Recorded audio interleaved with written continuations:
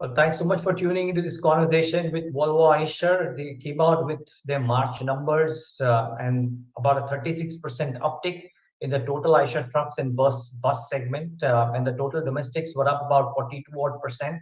And even with the 36% contraction in exports, it did seem like a good number, and therefore that capped what turned out to be a pretty good year as well for Volvo Eicher, with an overall 39% growth for the company in 2020, FY23 or FY22. Mr. Vinod Aggarwal should be a happy man.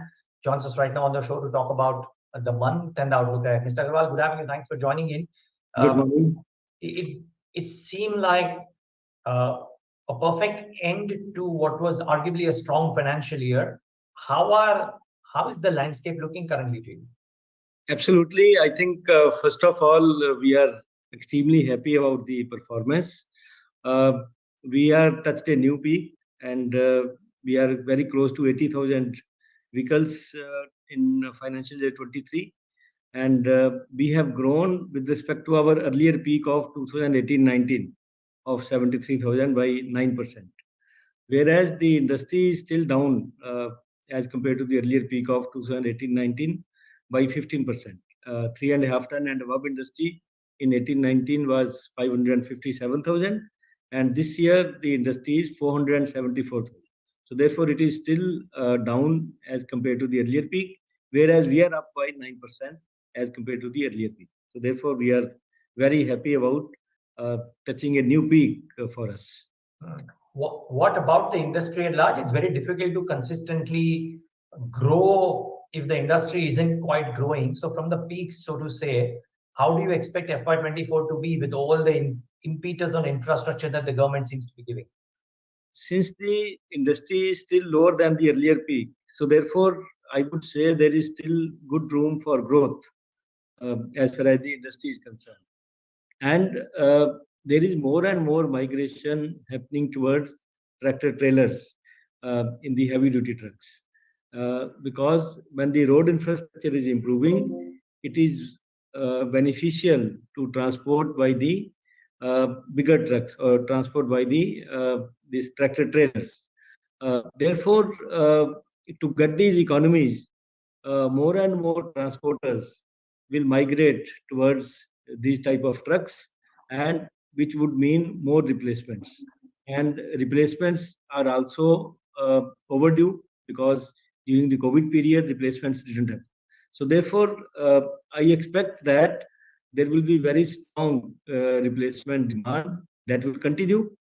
The second driver for growth this year, it will be the construction trucks, because with the government's heavy impetus on infrastructure and the huge investments that are planned, you will see more demand for construction trucks. The construction trucks, they were also very strong last year, but they are still slightly lower than the earlier peak. Whereas the tractor trailers last year also they touched a new peak.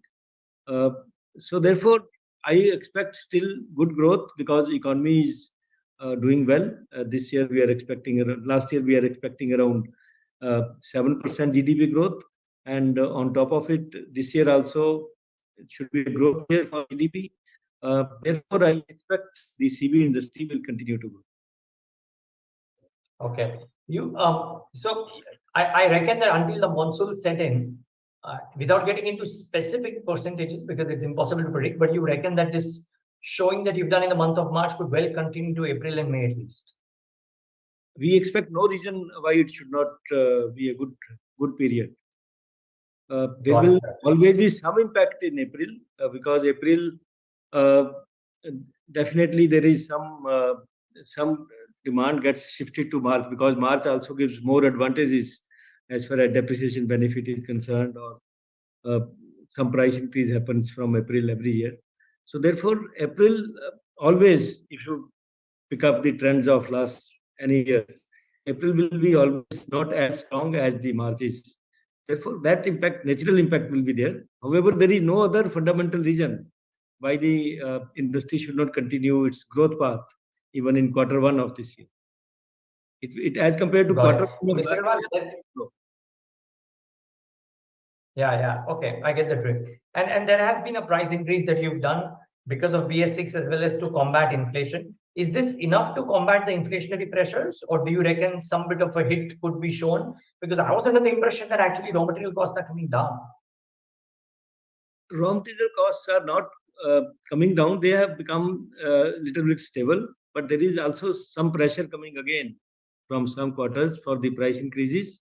So we are expecting that there will be some pressure on inflation. And we also should not forget that even the previous inflationary pressures, the industry has not been able to pass on fully. If you go back, the steel used to be at 37, 38 rupees per kg. And it went up right up to 75, 78 rupees per kg. And now it has dropped down to around 60, 62.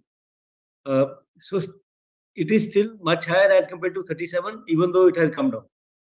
Now, the industry has not been able to pass on these increases. The second is these discount pressures have been continuing consistently. Therefore, even though discounts are coming down a little bit, but because of this, there is always a case for price increase for inflation also. And on top of it, there is some cost increase happened because of the BS6 OBD2 norms. So combined together, I think the price increase, as far as we are concerned, it will be from 2 to 5%, depending on the model to model. And that will be it. You will not take more price increases. No, this we are taking in April, and then let's see. Then if the inflation is there in the coming months, then we'll have to think again. Just one slightly medium-term question, Mr. Aggarwal. You are planning to invest in newer technologies, if I'm not wrong, about 250 odd crores in hydrogen projects, other things. Can you tell us a bit about what is non-conventional and coming up in the next 6 to 12 months for the industry or for you? When you say non-conventional, but I mean, what is routine is the trucks that you're selling, but if you're investing in some hydrogen projects, if you are doing something new in the existing vehicles, I mean, electrification is some time away, but what have you? So I'm just trying to understand what is coming up in the next 12 months. No, these futuristic technology investments have to continue, because if you don't invest at this point of time, when the technology comes, then you will not be ready. Therefore, the investments have started happening for all the futuristic technologies. As far as the immediate need is concerned, I think we expect more and more migration towards the alternate fuels. Like, for example, you will see some movement happening towards LNG trucks for the long haul trucks.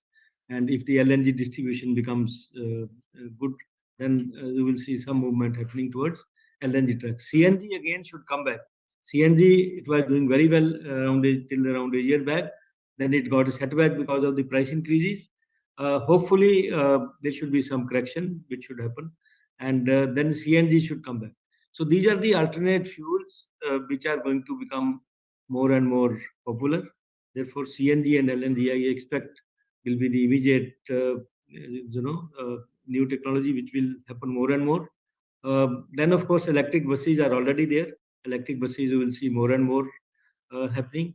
Then, apart from that, we will see the hydrogen. The work has started, but hydrogen, actually, when you start seeing the hydrogen on the roads, it will still take time, because hydrogen still, I would say, it is still away by maybe around 3 years or 4 years. So you will see slow and steady movements towards the new technology. Got it, sir. Got it. So congratulations on a strong month and a strong year, arguably, and all the best for the quarters ahead. Thank you. Thank you very much. Viewers, thanks for tuning into this conversation.